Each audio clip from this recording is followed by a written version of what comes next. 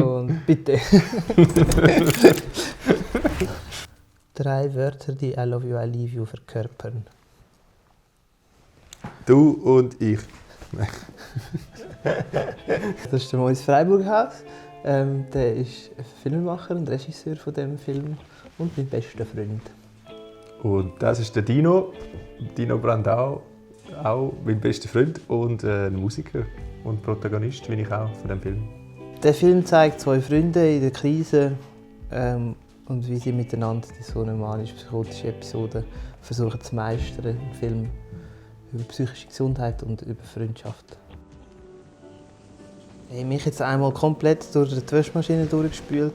Schon auf der Reise irgendwie ist so der manische Zustand irgendwie losgegangen und ich habe das Gefühl, ja, ich schlafe dann, wenn ich daheim bin, weil es so intensiv war alles. Ich hatte so eine schöne Zeit gehabt, so viel Leben gelebt dort. Du. Ihr seid wie Zwillingsbrüder, einer gesund, einer krank.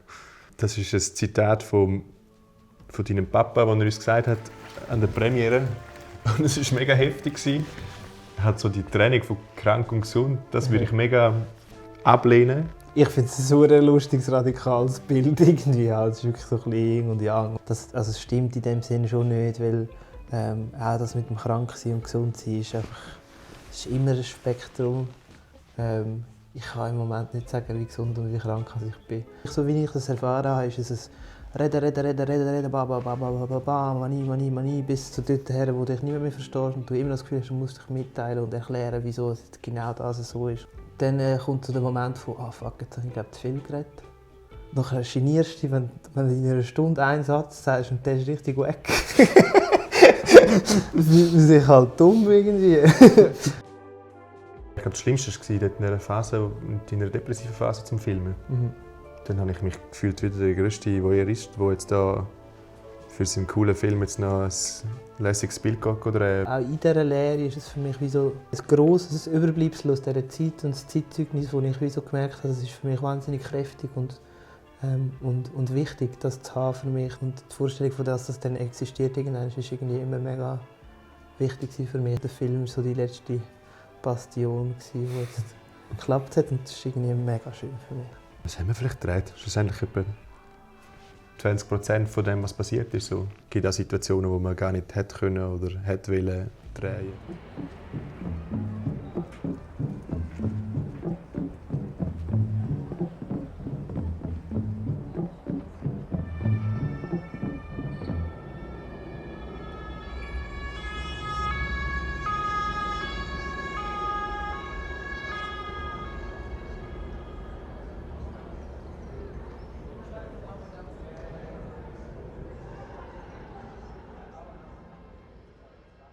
Die Polizei, die sehr unaufgeklärt war gegenüber so psychischen Beeinträchtigungen. Das ist für mich immer noch so ein bisschen die philosophische Frage hinter dem Ganzen, von wie viel macht man extra und kann man steuern und was nicht. Und ist es nicht können steuern, etwas Krankes oder etwas Natürliches. Es hat einen Zeitpunkt gegeben, wo ich nicht mehr konnte und musste auf mich schauen und dann loslassen. Ich habe so jeden Tag 6 Stunden telefoniert. Mit deiner Familie oder Leuten, die informiert haben müssen werden. Oder ich das Gefühl habe, ich muss sie informieren. Wo es dann auch darum gegangen ist, zum grosse Konzert abzusagen. In der Zeit, wo es wirklich war, habe ich das Gefühl, wäre es eigentlich gegangen, aber auf eine ganz komische Art safe. Und so schon nicht das, ohne dass man es merkt. Aber ich habe gemerkt in meinem Leben, ich habe wirklich schon Konzerte gespielt in Zuständen, wo dann niemand etwas merkt. Es geht viel zu lang. Darum auch all die kaputten Rockstars. Es wäre so viel mehr das Teil, wenn wir jetzt jede Ziege wieder passen. Was bedeutet Musik für dich im Umgang mit solchen Krisen? Für mich ist Musik machen mega wichtig. Musik aufnehmen ist auch mega wichtig. Weil ich wie so in dieser Zeit es hat immer verschiedene Momente von so einer Art von Realitätsverlust. Es hat etwas, wo man kann ein Geheimnis einfach in ein Lied tun und es allen erzählen. Und das checkt es niemand. Plus ist ja, es ist ja schon auch direkt Verarbeitung und auch Versöhnung. Ja, ich glaube, so in so Krisen kommt man sich näher, beziehungsweise im schlechten Fall entfernt man sich auch. Und in all dieser Miserie hat die Freundschaft echt gewonnen in dem Ganzen. Also bis jetzt fühlt sich so an.